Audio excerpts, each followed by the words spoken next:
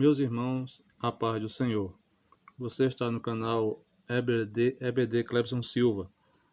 Se é a primeira vez que você está por aqui, peço a você que se inscreva no canal, deixe aí o seu like, compartilhe, comente, e isso vai nos ajudar como forma de incentivo para mantermos esse trabalho.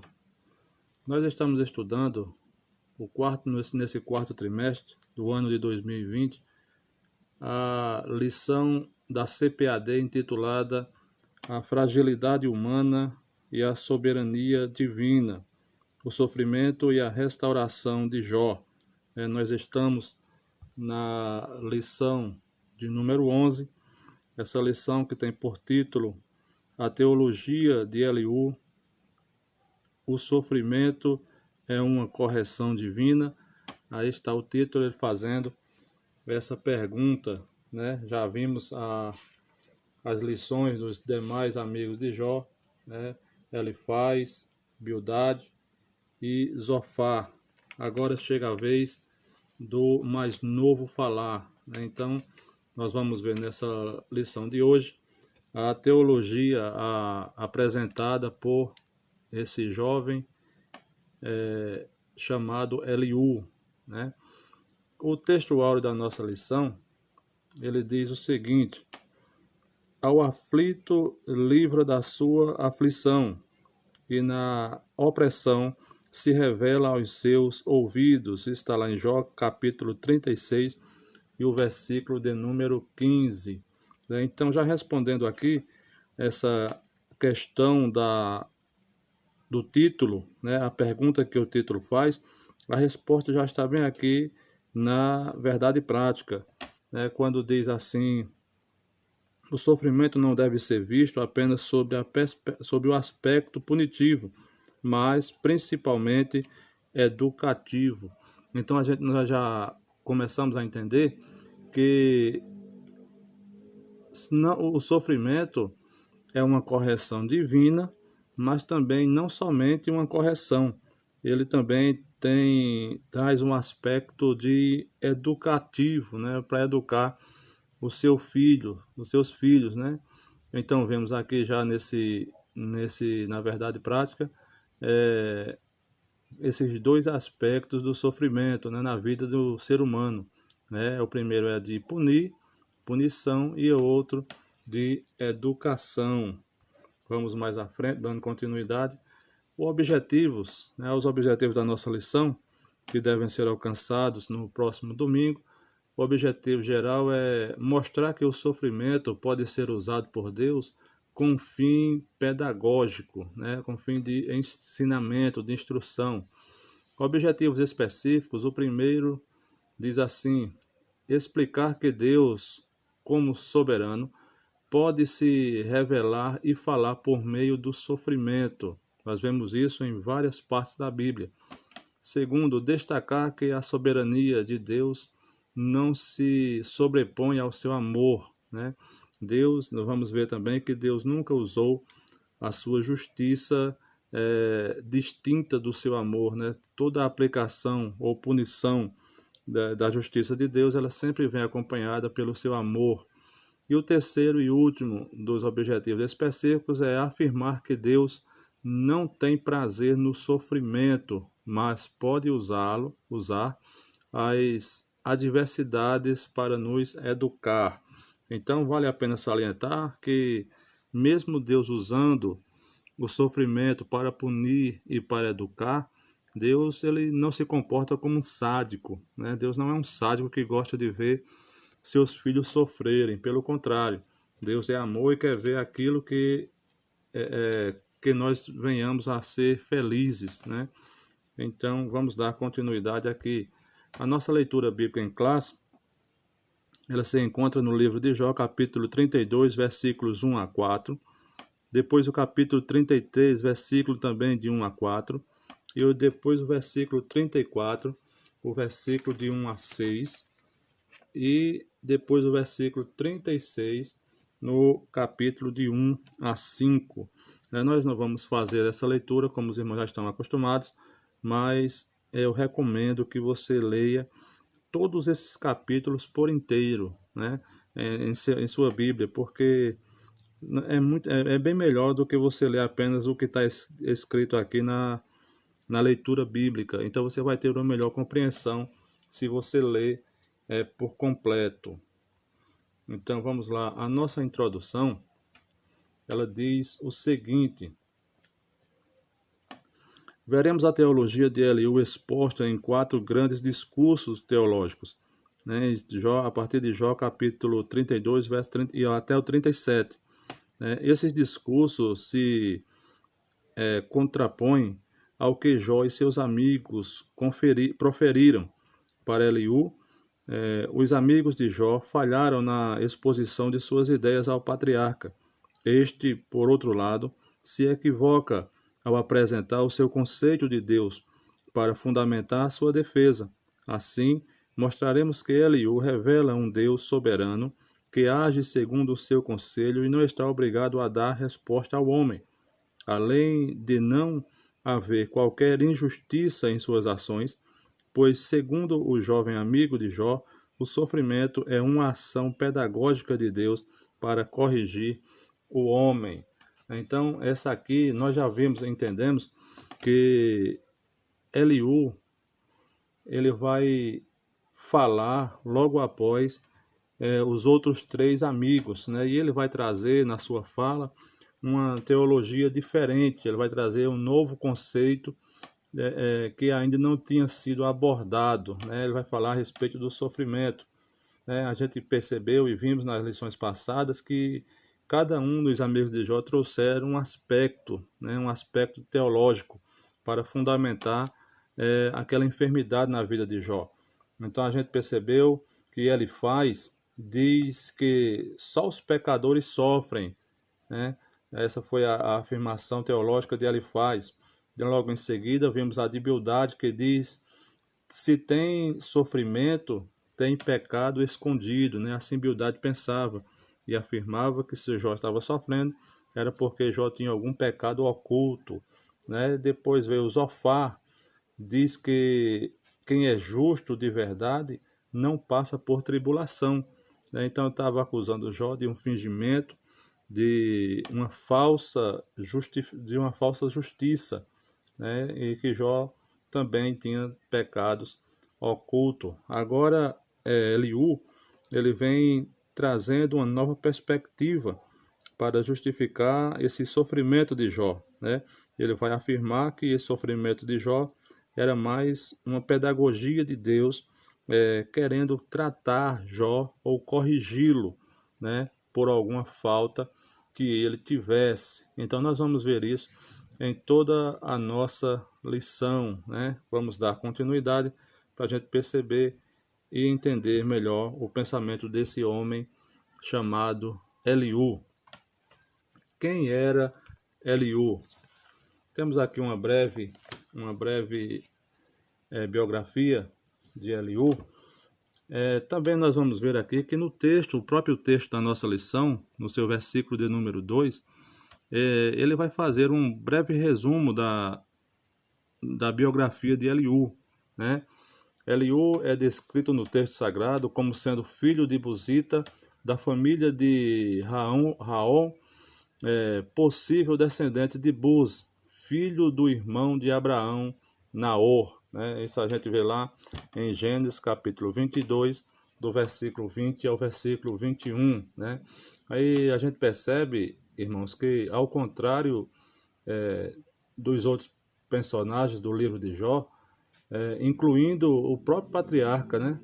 Eliú é o que possui a mais completa biografia, até uma pequena genealogia possuímos dele, né, nas escrituras.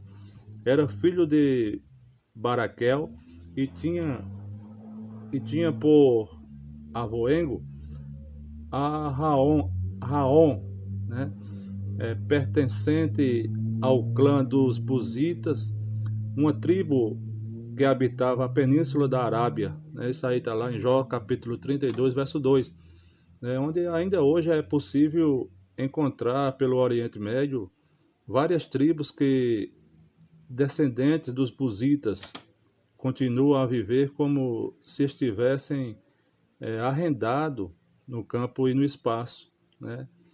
Arrendadas no campo e no espaço. Então, visitá-las é como ultrapassar a bandeira dos séculos, se estiverem costumes bíblicos de um tempo que as Sagradas Escrituras vivida presenciavam, né?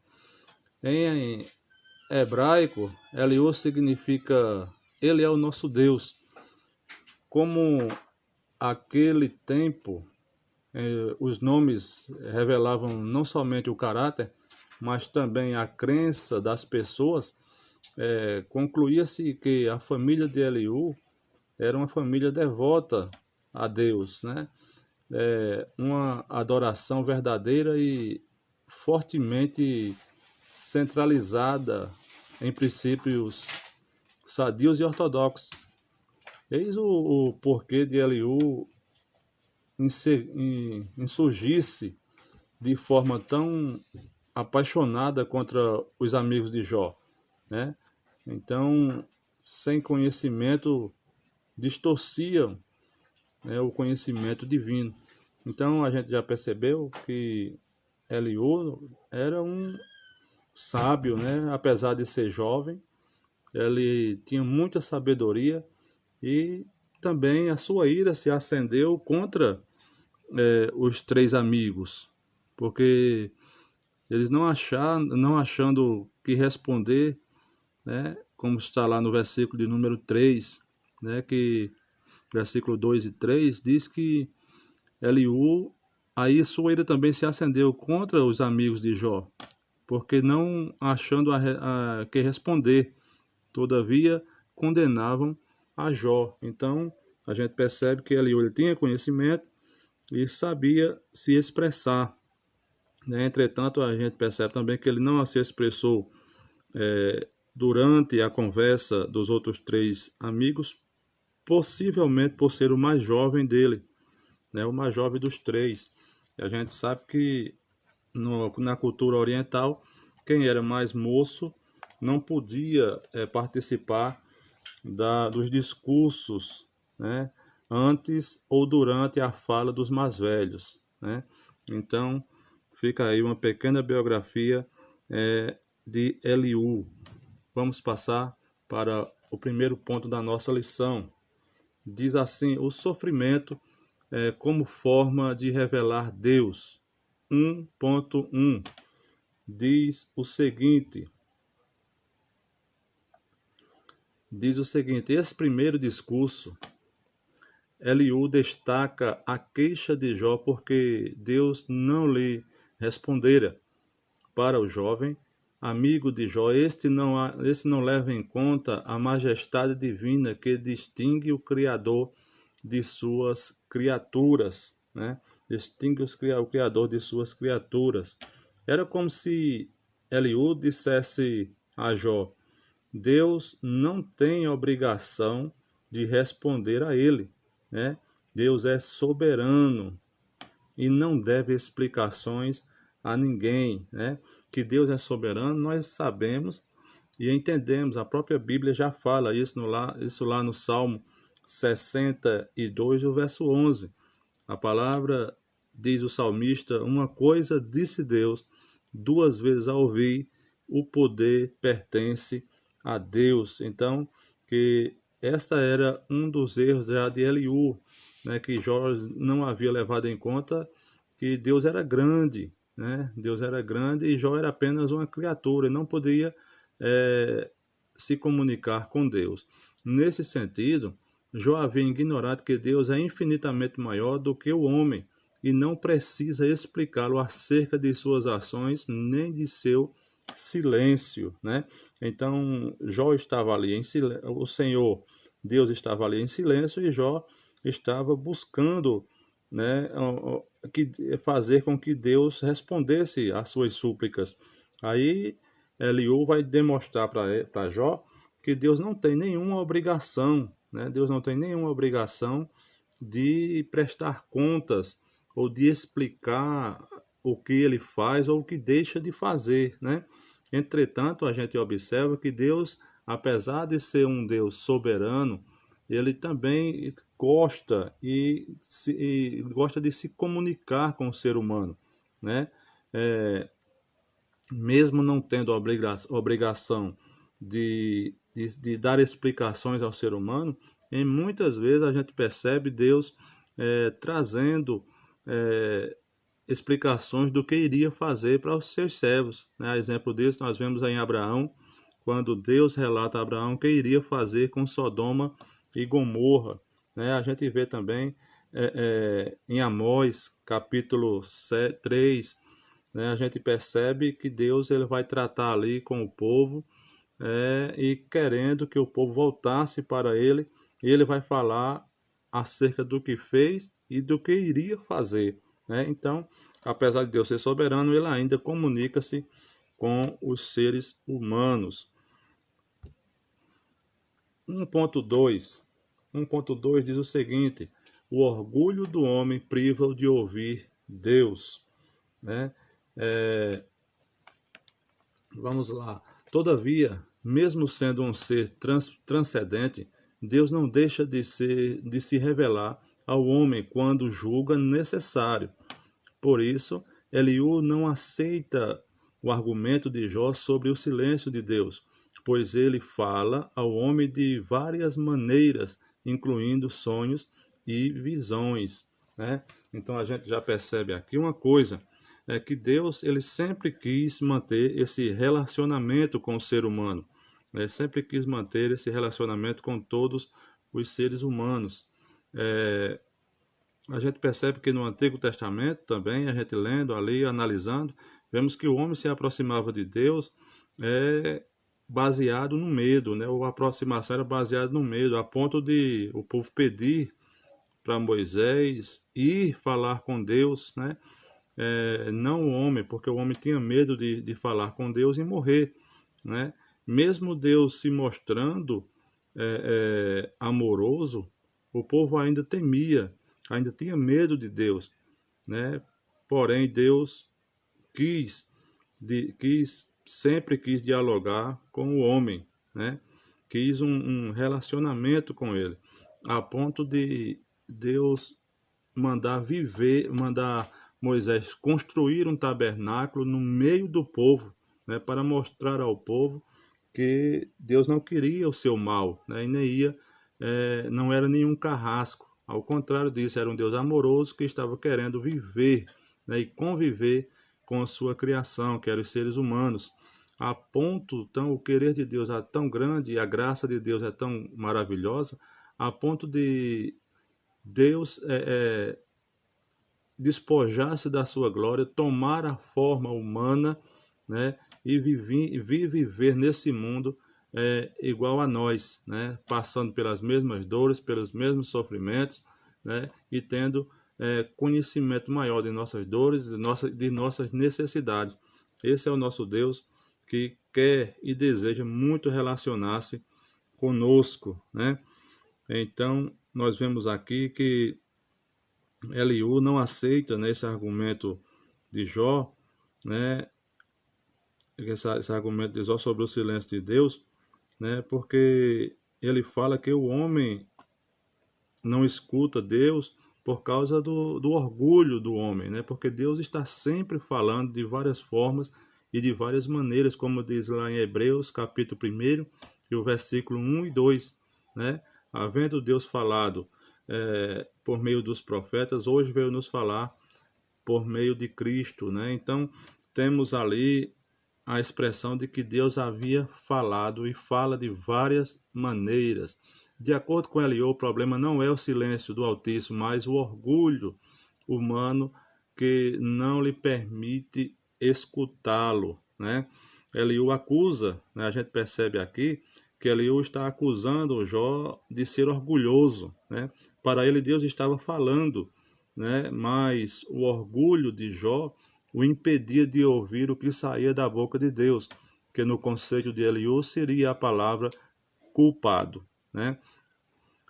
Então era isso que Eliú pensa, né? E vai demonstrar que Jó está ouvindo a voz de Deus, é porque o orgulho não permite, né? Então, vamos mais adiante, diz assim: o jovem acredita,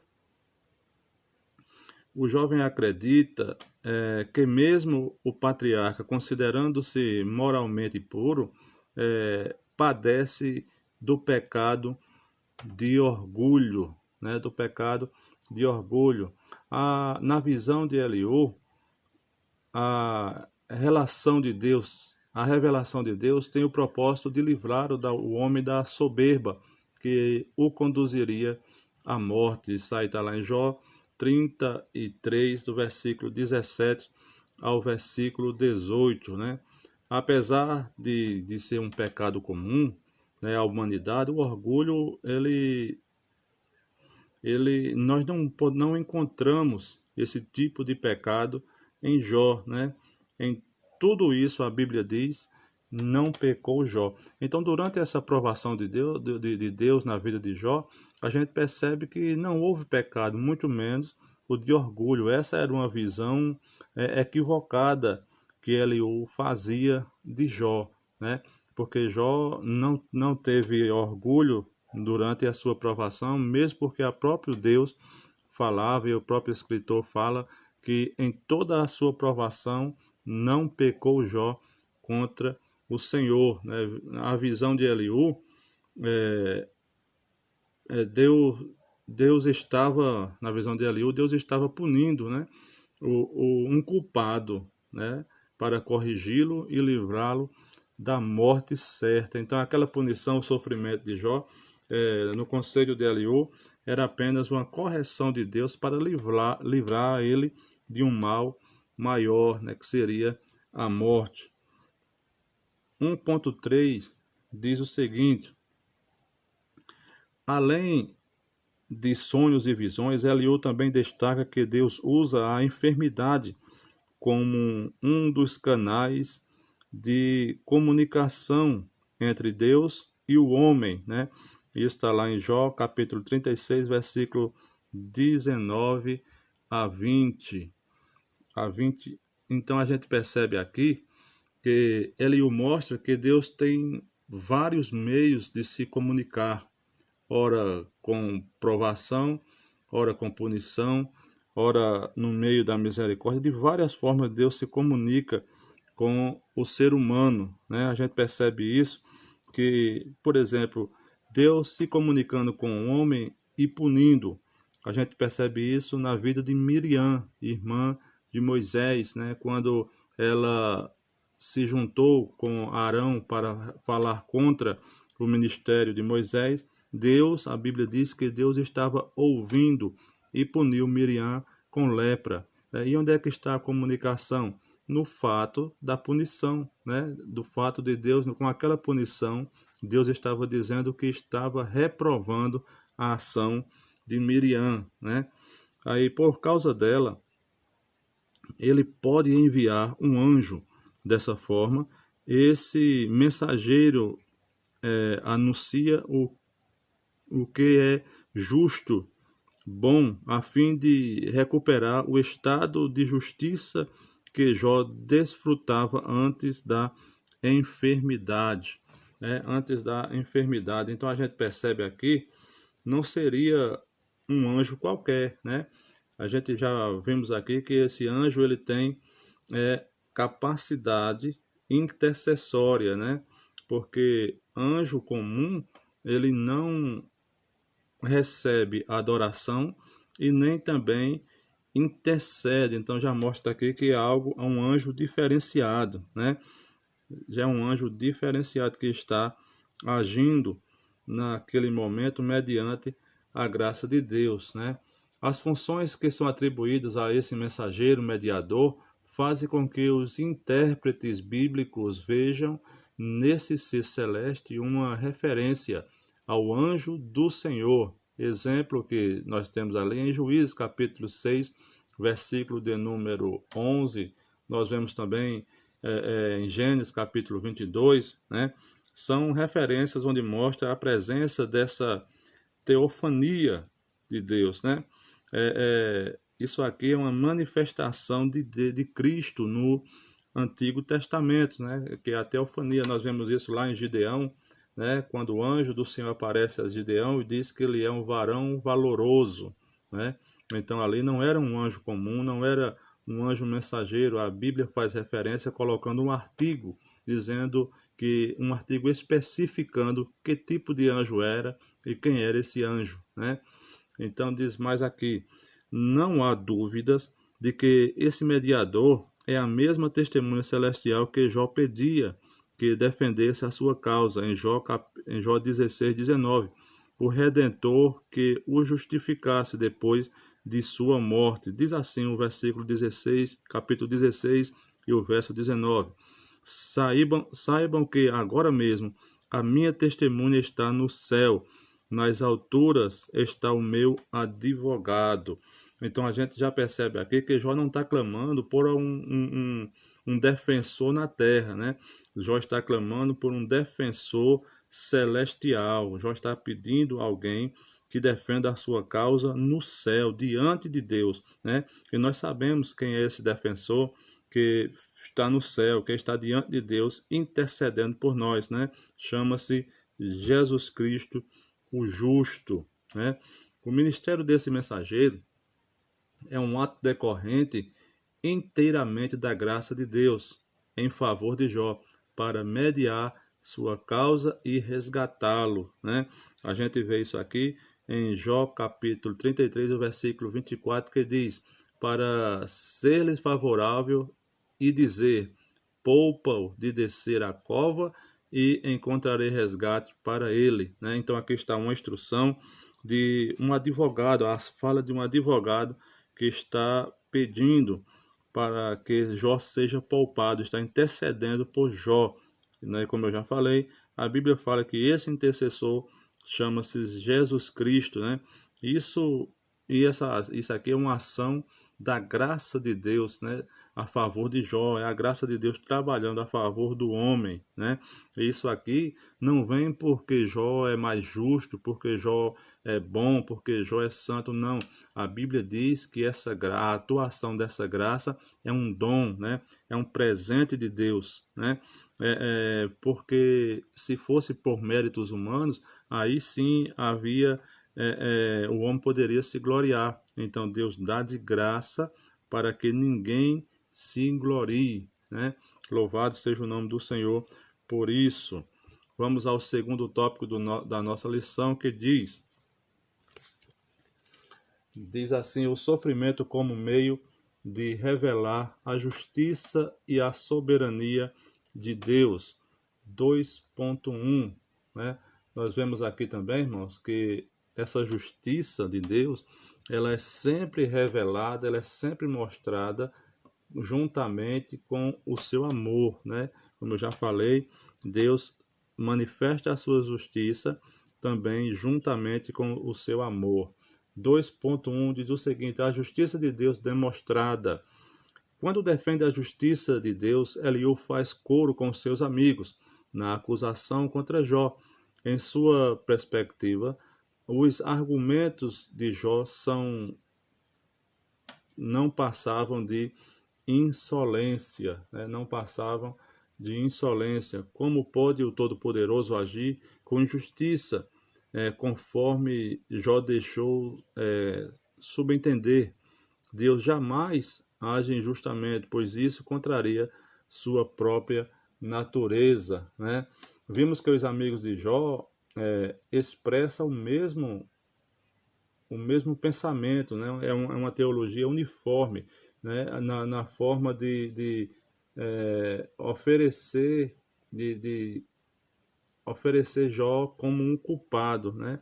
De representar Jó como sendo culpado. Então, eles não divergem nesse mesmo aspecto, né? Eles têm em comum que Jó é culpado, que Jó tem pecado oculto e que Jó está sofrendo por conta de um pecado que Deus está corrigindo por causa de algum pecado escondido. Veja o que diz aí o capítulo 34, verso 10.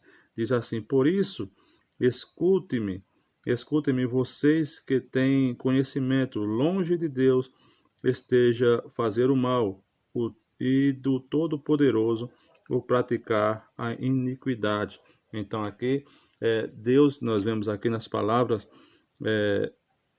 daquele amigo de Jó, que Deus é justo, né? E Deus não há sombra de variação, ele sempre continuará sendo justo e por isso ele não pode ir contra a sua própria natureza, né? Vamos lá, 2.2. O caráter justo de Deus, né? A gente percebe aqui que para não haver dúvidas, Eliú passa a descrever o caráter justo de Deus, né? Ele vai trazer aqui 6 pontos do caráter de Deus. Ele vai afirmar o seguinte: ele age com justiça quando retribui ao homem o que ele merece. Entretanto, aqui, irmãos, eu quero olhar dentro de uma perspectiva de que o homem, ele depois que transgrediu a lei do Senhor, né, que ele pecou e afastou-se de Deus, o homem agora é merecedor da punição maior, que é o inferno, né? Então Deus, ele não retribui o homem de acordo com o que o homem merece, dentro de uma perspectiva salvífica, né? Porque dentro de uma perspectiva salvífica, todo homem merece a condenação, merece ir ao inferno. Entretanto, a ação de Deus em relação ao nosso pecado é de misericórdia, a ponto de Deus enviar Jesus Cristo para nos resgatar, né, do pecado e assim fazermos e nos fazer filhos, né, filhos do seu amor, nos tirar das trevas e nos conduzir para a sua maravilhosa luz, né? O segundo diz assim: Deus não precisa prestar conta de seus atos a ninguém, visto que não recebeu autoridade de nenhum outro ser criado. Então Deus é soberano e tudo está debaixo da sua mão, né? Tudo está debaixo da sua mão e não há nada acima de Deus, né? Como o provedor da vida humana, ele tem todo o poder de manter ou não a humanidade, né? A gente observa aqui que Deus, ele além de ser criador, ele é o mantenedor de toda a vida na terra, né? E ele é quem decide se mantém ou não, né?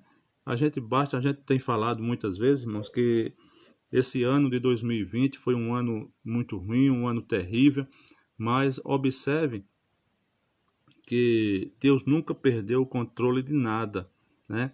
Se você, a gente muitas vezes estamos achando o ano ruim, mas é nesse meio dessa tempestade todinha onde Deus tem mais se revelado, né? No meio desse caos onde Deus tem se revelado e mostrado que Ele ainda está no controle e que está cuidando de cada um de nós, né?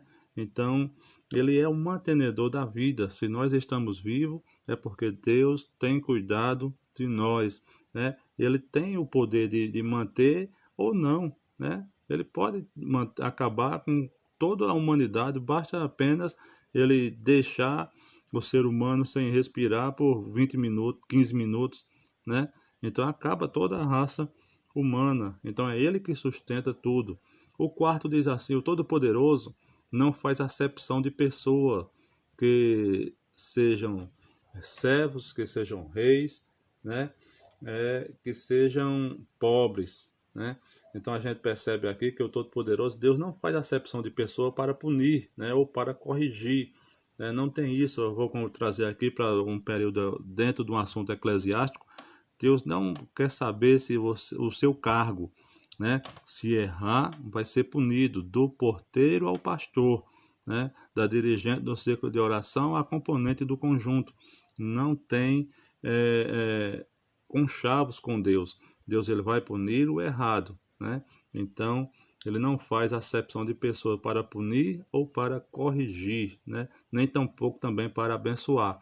Deus é onipotente e, como tal, conhece os passos e as intenções de todos os homens, sem precisar inquiri-lo em juízo.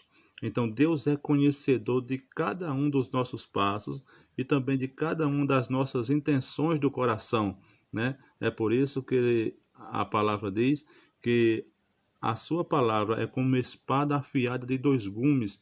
Irmão, não tem outra coisa semelhante à palavra de Deus, né? O alcance da palavra de Deus, não existe algo semelhante a ela, né? Vai até a divisão das juntas e medulas, né? Que faz divisão entre a alma e o espírito.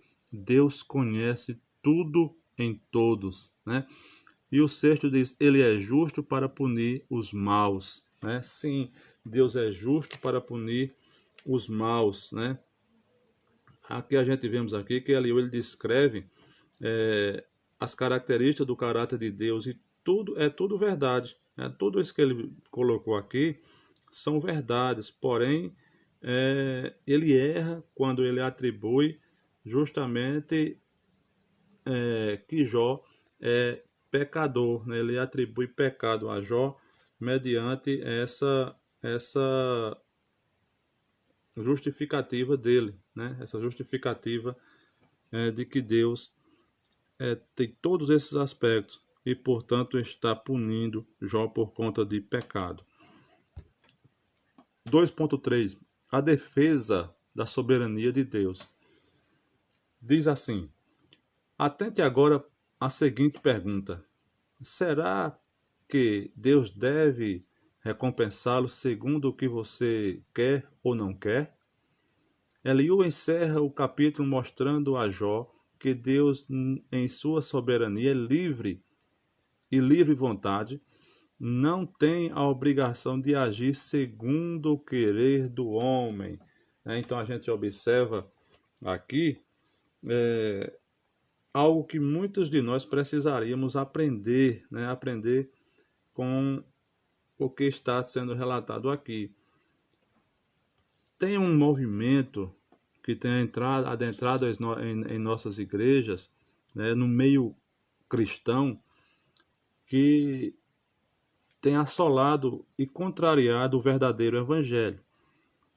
É um chamado movimento do positivismo, né? Positivismo e também da confissão positiva. Isso aqui é uma heresia, né? Ninguém pode exigir nada de Deus, né? Nós temos que ser gratos a Deus pelo que Ele já fez, pelo que Ele nos concede a cada dia.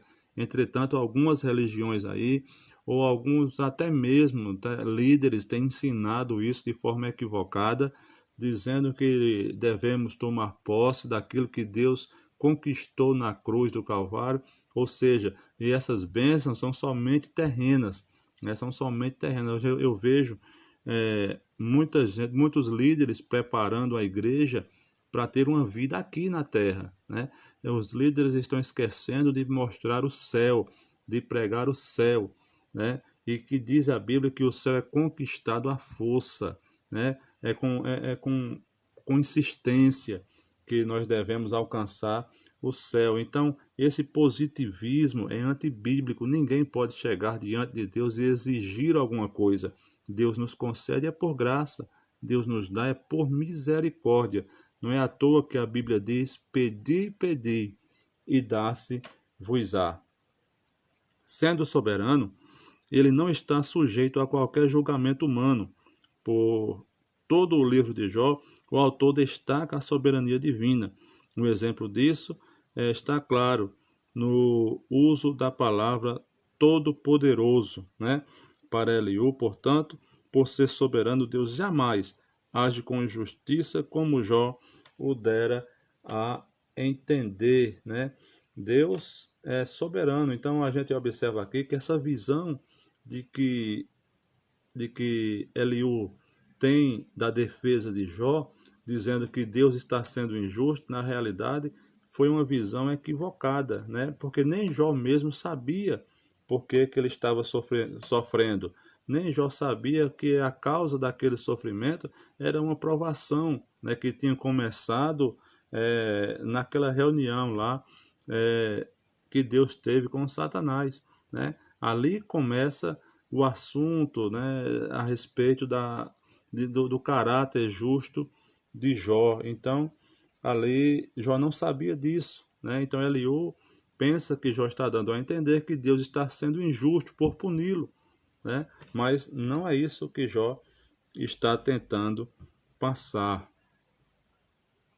Todavia, é preciso destacar todavia é preciso destacar duas, duas coisas sobre a fala de Eliú. Primeiramente, ele, assim como seus amigos, erra por partir do princípio de que Jó havia cometido pecado. Em segundo lugar, Eliú exalta apenas a justiça de Deus e nada diz acerca de sua misericórdia, né? Então a gente observa aqui, irmãos, que Deus, ele é justo, mas a justiça de Deus, ela sempre vai estar acompanhada da sua misericórdia, né? Para ele, o Altíssimo havia posto sua justiça soberana acima de seu amor, o que é um perto craso, né? O que é um erro craso, né? Então, um erro craso, diz aqui, Deus sem dúvida alguma é justo, mas grandemente amoroso e misericordioso. Então a gente observa aqui o seguinte, entre tantos atributos de Deus, os mais conhecidos diz que Deus é santo, diz que Deus é amor, diz que Deus é onisciente, onipotente, onipresente. Esses são os mais conhecidos entre tantos outros aspectos de Deus, né? Então veja bem, mas tem alguns atributos que eu quero levar em conta aqui nesse momento. O primeiro é que Deus é santo. O segundo é que Deus é justiça, Deus é justo. E o terceiro é que Deus é amor, né? A gente vemos inserido aqui esses três aspectos na queda do homem, na ação do pecado do homem. Primeiro, o homem, quando pecou, ele feriu a santidade de Deus, né? Feriu a santidade de Deus. E quando a santidade é ferida, a justiça entra em ação. A justiça vai requerer cobrar do homem aquele pecado cometido contra a santidade de Deus. Ele feriu a santidade de Deus. Então a justiça vai requerer logo que Deus haja, né? Então Deus vai agir. A justiça pede que haja uma retaliação sobre o homem. Porém, o atributo diz também que Deus é amor. Então a justiça nunca vai sobrepor o amor de Deus, né? Ou seja, Deus vai sempre fazer justiça, mas baseando-se também no seu amor, né? O que acontece é que muitas vezes os seres humanos querem mais misericórdia para si e justiça para os outros, né? Ele quer ver o seu semelhante ser punido, né? E nem sempre é assim, né? Nem sempre vamos ver a punição, né? Porque Deus é longânimo, né? E Deus sabe o momento certo de agir, né? Então vamos lá dar continuidade. Terceiro e último tópico da nossa lição: o sofrimento como um instrumento pedagógico, né? O sofrimento como um instrumento pedagógico.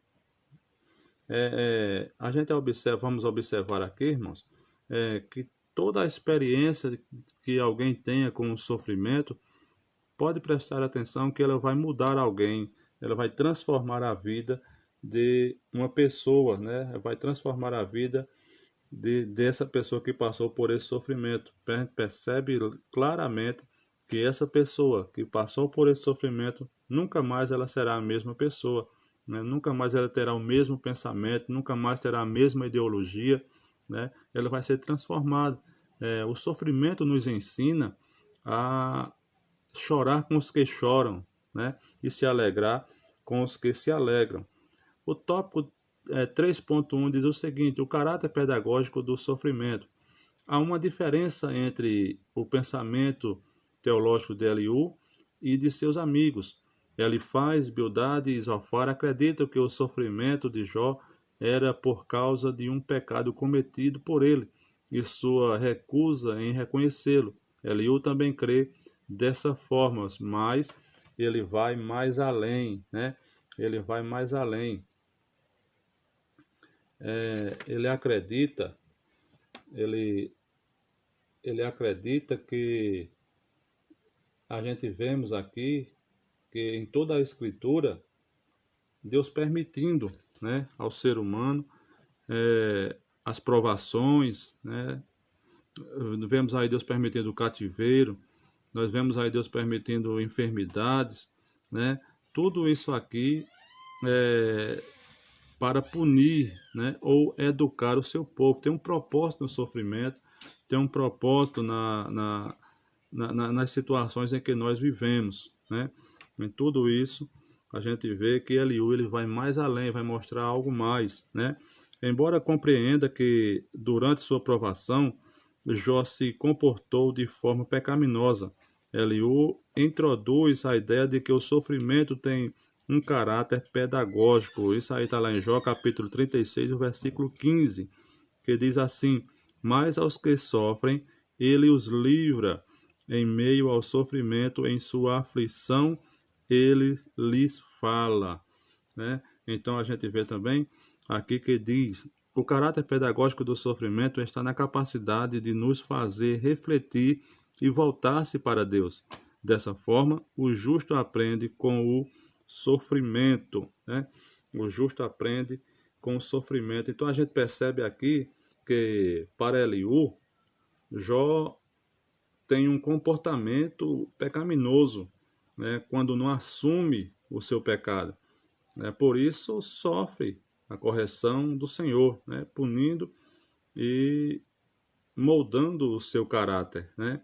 Em todo o sofrimento, o pecado muitas vezes muitas vezes é Deus moldando, né, o ser humano no meio da dor, Deus moldando o caráter do ser humano no meio da dor. Porém, nem todo sofrimento, como a gente já vimos, ele é causado por pecado, né? Muitas vezes alguém está sofrendo, alguém está lá na congregação, está chorando, está lamentando, e muitos apontam e dizem: a lei está chorando porque tem pecado. Não, muitas vezes pode ser Deus tratando ou moldando o caráter daquela pessoa, assim como moldou o caráter de Paulo, né? Ele falou, quando apresentou-se a Paulo, ele disse: agora você vai ver o que é sofrer por causa do meu nome, né? Então, 3.2, adorando a Deus na tormenta. O capítulo 36 do versículo No capítulo 36 e versículo 26, Eliú afirma que Deus é grande e nós não compreendemos, e nós não o compreendemos, né? Para ilustrar o argumento da grandeza de Deus, ele faz uma explanação sobre a ação de Deus nas estações do ano, né? Então, a gente observa aqui que Eliú ele vai mostrar a grandeza de Deus, né, em relação às quatro estações do ano. Tudo isso aqui mostra que Deus ele está agindo no meio dos anos, né? Ele está agindo quando promove o inverno, quando promove o outono, quando promove a primavera, quando promove o verão. E tudo isso aqui foge do controle humano, né? É só Deus que tem esse poder de manifestar a sua glória, né? Deus é tão grande que tudo o que sabemos a seu respeito nos mostra que sabemos quase nada, né? E outra coisa, o que nós temos mais que nos mostra a respeito de Deus é a palavra, é a Bíblia Sagrada. Entretanto, não é o objetivo da Bíblia mostrar Deus, apresentar Deus, mas sim apresentar o seu amor, né? Apresentar o amor de Deus e mostrar que existe uma solução para a vida pecaminosa, né? Jó, com sua atitude e clamor, procurava trazer Deus para perto de si, né? Isso Eliú não podia conceber, pois Deus era infinitamente maior, né? Por isso estava além do nosso alcance. Deus está além do nosso alcance, segundo Eliú, né? O argumento de Eliú tem por objetivo demonstrar a grandeza de Deus sobre a criação e como esse fato deve fazer com que Jó o reconheça como grande e o louve como o tal, né? A fala de Eliú põe em destaque o argumento contraditório de Jó, que, por outro lado, magnificava a majestade de Deus, mas, por outro, murmurava contra ele, né? Contra ele. Então, Jó, com sua atitude de clamar, como eu já falei, né, ele procurava trazer Deus para perto de si, né? Então, Eliú não queria que isso acontecesse, pois não acreditava que Deus pudesse falar, que Deus pudesse ouvi-lo, né? Aí a gente vê aqui que Jó, ele começa a questionar, mas começa a questionar Deus, mas ao contrário do que ele o afirma, nós não percebemos Jó murmurando contra Deus em momento algum, né? Mesmo porque murmurar é pecado. E a Bíblia diz que em tudo isso não pecou Jó, né? Então não pode haver contradição, né? A murmuração é um problema muito grave no meio do povo de Deus, né? Não de hoje, mas de muito tempo, né? De muito tempo. A gente observa que a viagem de Israel, da peregrinação de Israel no deserto, ela durou 40 anos por causa de murmuração, né? E então a gente percebe isso aí, que Deus trata com aqueles que vivem na prática da murmuração, né? Vemos também em Jó capítulo 37, versículos 6 a 13, ilustra de forma poética o pensamento do orador. Vamos ver aqui. Essa aqui é uma parte em que o comentarista está escrevendo. Diz assim: ele diz à neve, caia sobre a terra, e a chuva seja um forte aguaceiro. Ele paralisa o trabalho de cada homem, a fim de que todos os que ele criou conheçam a sua obra. Os animais vão para os seus esconderijos e ficam nas suas tocas, né? É uma metáfora da situação do patriarca, que no meio da tormenta, em todo o seu impacto e estrondoso, pôde contemplar o caráter pedagógico do amor de Deus, né? Então vimos que aqui que em todas as ações de Deus podemos ver o seu amor estampado nela, né? Então Deus, mesmo punindo o ser humano, essa punição ela vem acompanhada pelo seu amor, né? Então, se você está passando, se conhece alguém que esteja passando por alguma provação, o que cabe fazer é orar por ele, né? Orar pedindo que Deus o abençoe, né? E cuide, porque nós sabemos que, até mesmo, irmão, eu lembrei agora, que ele vai falar pedindo para que Deus puna a Jó completo, né? Por inteiro, né? Até o final, né? O texto diz que Eliú pede para Deus punir Jó até o fim, né? E essa palavra, esse texto aí no hebraico, essa punição tem um sentido de limpar Jó, tem um sentido de refinar Jó, né? Refinar com ouro ou tirar tudo que não presta, né? Então, esse era o sentido que Eliú dava à aprovação de Jó. A nossa conclusão ela diz o seguinte: vimos nessa lição três aspectos da teologia de Eliú. Primeiro, o jovem amigo defende o direito de Deus ficar em silêncio, mesmo quando achamos que ele deveria falar, né?